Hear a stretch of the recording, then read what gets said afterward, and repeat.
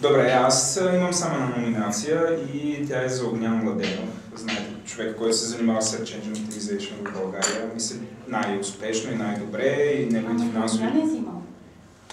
Не трябва да е взимал ли? Аз не знам цялата история. Не, само споменавам, че е взимал до сега.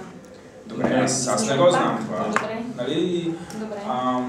Мисля, значи, знаете, миналата година имаше два големи Search Engine. Да, актуализации на енджина на Google, които общо и изчистиха Black Hat селата или въобще лошите практики. И мисля, че цялото това нещо няма още по-добре изпъква като един от най-добрите оптимизатори, които помагат на малки и среден бизнес, който се занимава с e-commerce в България.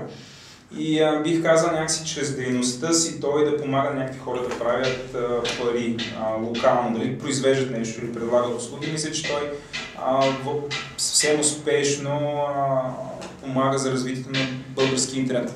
От комерциална гледна точка. Говорим, загървайки всичко идеалистично, да си малко предприятие, да може да се маркетираш по един от най-успешни начини и да правиш бизнес е до голяма степен свързано с успешната дейност на този човек. И това е общо взето единствено нещо, което ме е впечатлило. Нали? Чух други неща, бих казал, те не ме впечатляват, колкото това. И човек организира ивент, сега пак има ивент, общото е супер ден, не съм му намерил никаква махна и мисля, че той заслужава. Не знам отново, нали, може би повече отколкото преди да вземе награда. Да не говорим, че сега след тези апдейти има една камара изпаднали такива сайтове, които той помага да си възвърнат, да бъдат индексирани от Google, което ги връща обратно в бизнеса и прочее. Преди сутринта си говорих с него, има десетки обаждания на ден от подобни хора. Един вид го играе в момента като някаква бърза помощ. Което си е доста впечатляващо. Моля? Спасява хитрите свраки. Да.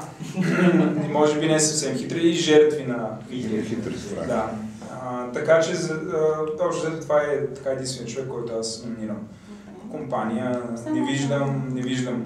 Честно да си признавам, от една година не съм персонално зает български веб. Не съм видял някоя компания да направи нещо драматично, нещо, което да промени някакси средата. Тук или да работи за средата. Мога да направя реплика. Всъщност да добавя още една номинация. Се сетих всъщност за една компания, която е активна в България, същевременно отличавана вече с награди в други конкурси, именно Конфо България, ще се казва компанията, които имат разработен Facebook application. Пак ги гласувахме, те бяха номинирани миналата година. Те са, в смисъл, в крайна сметка един... Искаш да добавиш Конфо? Бих добавил Конфо като номинация от моя, да. Те правят страшно апликейшени и много навънка работят, да. Да, те са точно датско предприятие с български офис или българско-датски. Той ни в журито също. Те са хубав пример, защото в крайна сметка все пак вършат някакъв бизнес, който е след това и надгражда. Не само, значи за разлика от всичките, дето вършат бизнес, Конфо имат доста... опитват се да правят нещо повече. Нали, махам напаните да напишат книга, написаха пак, създаде се книжка. Зайти подбора, понеже ме е в частта и какво ще видим първата по-откровена книга на темата?